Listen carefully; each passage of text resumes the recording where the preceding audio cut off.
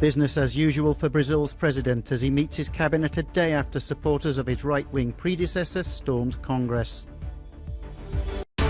A Russian missile destroys a town in the Kharkiv region as the Russian Ministry of Defense claims it's eliminated dozens of Ukrainian fighters in Donetsk. 2024 is mooted as the year air taxis will take off. But how safe are they, and are people ready for them?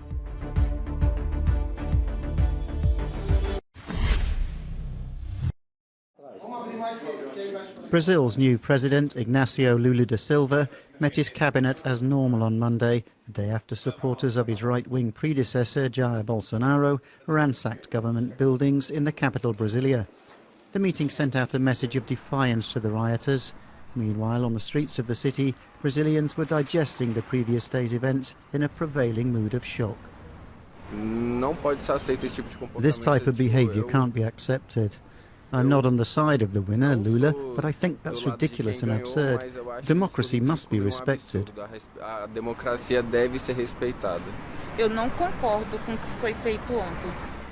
I don't agree with what was done yesterday because it's vandalism. It's destroying our heritage. If you want to express your opinion, you have to express it in a different way.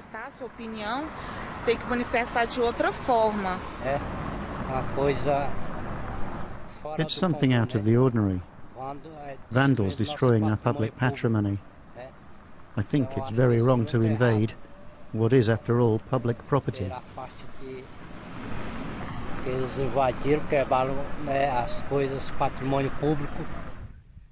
Among the first measures considered by the authorities is the dispersal of a camp of Bolsonaro supporters at the nearby military headquarters, a move that could yet provoke further tensions should it go ahead. Brazilian President Lula da Silva has issued a statement rejecting Sunday's riots as terrorist acts and called on the population to defend peace and democracy. Euronews international correspondent Annalise Borges sent this report from Florianopolis.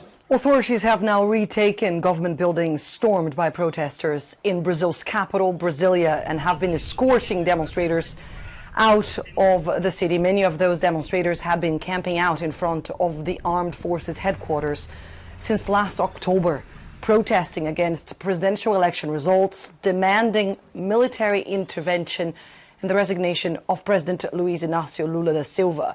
An investigation is now open and some 1,200 people have been detained so far. An investigation is also open into who offered transportation to those traveling from other parts of the country, and MPs are demanding a query into why police didn't do more to prevent demonstrators from reaching government buildings, including the presidential palace. The presidential palace, which is where President Luiz Inácio Lula da Silva has been working from today, attempting to send a message that the situation is once again under control in Brazil. Annalise Borges in Florianopolis, southern Brazil, for Euronews.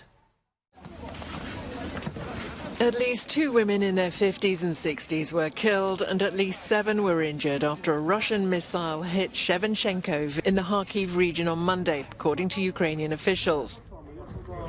And this is what's left of the street market.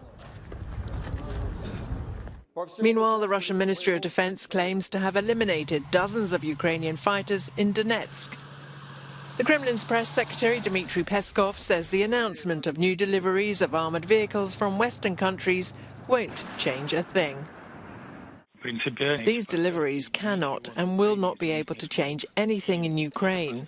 These deliveries can add pain to the Ukrainian people and prolong their sufferings, but principally they will be unable to solve anything and disrupt the process of achieving the goals of the special military operation. Bakhmut is bombarded on a daily basis by the Russian army, and on Monday the separatists of the Donetsk region announced they've captured a nearby town, Bakhmutsk. However, the Wagner mercenary group claimed on social networks that it was they who took it and that it happened last month. The US says the Wagner group is interested in the salt and gypsum mines nearby.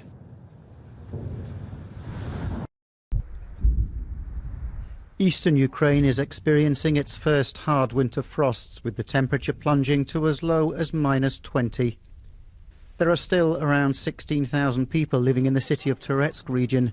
It's only 20 kilometres from Bakhmut, where some of the heaviest fighting has been going on recently. Life is tough in the frontline city. Water's only available from tanks and food from a number of distribution points. The authorities are doing everything they can to keep people warm. Last night, the electricity was turned on. At night I have dogs and cats, they keep me warm. Even though the apartment has ice on the walls, I'll manage. During the war in 1941, things were even worse.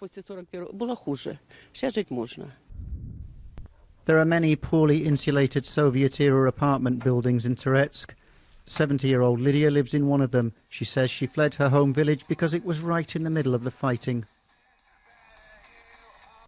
I'm really afraid, but the situation's hopeless. It's terrible. Loud explosions. I'm afraid, but what can I do?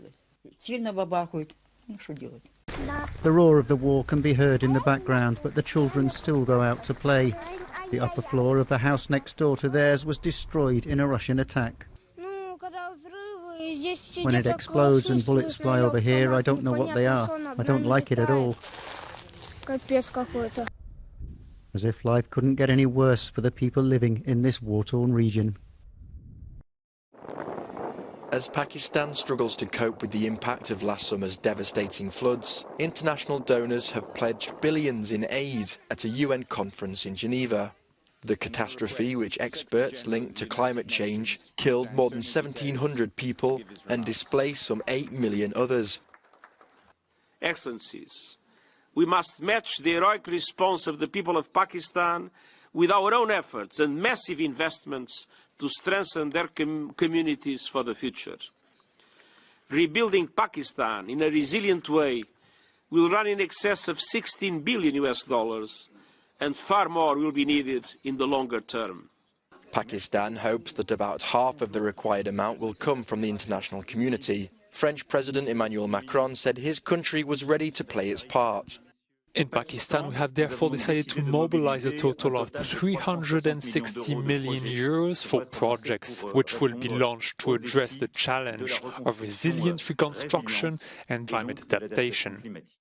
The conference is being seen to test the willingness of wealthier countries to help poorer nations deal with the impact of climate-related disasters, a commitment that was agreed upon at the recent COP27 summit in Egypt.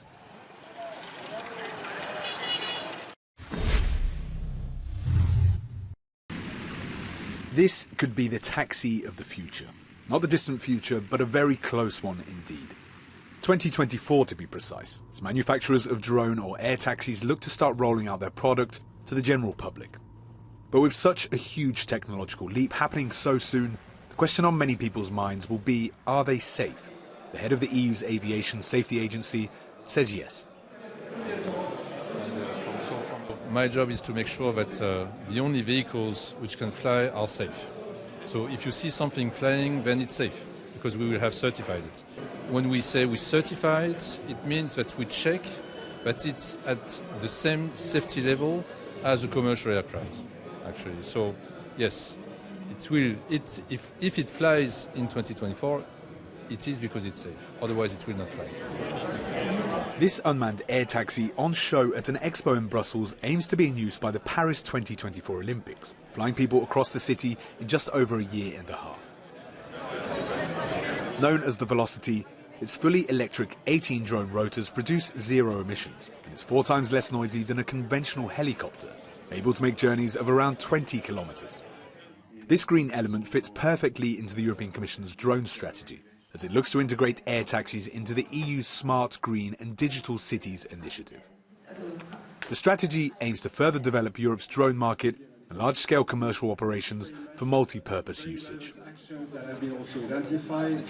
We have one of our projects who is Safia Med, which is already showing how important it is to deliver medical equipment, blood samples, organs, whatever, from one hospital to a laboratory or to another hospital. It is safer, it is quicker, and it's more sustainable. One Europe-wide study shows that acceptance of medical deliveries by drones is well over 50%, but not quite there yet for taxi and personal services. The next question is of affordability. For now, most people would not be able to fork out for a ride in an air taxi, but Brussels and manufacturers hope to change this in the near future. Christopher Pitchers, Euronews, Brussels.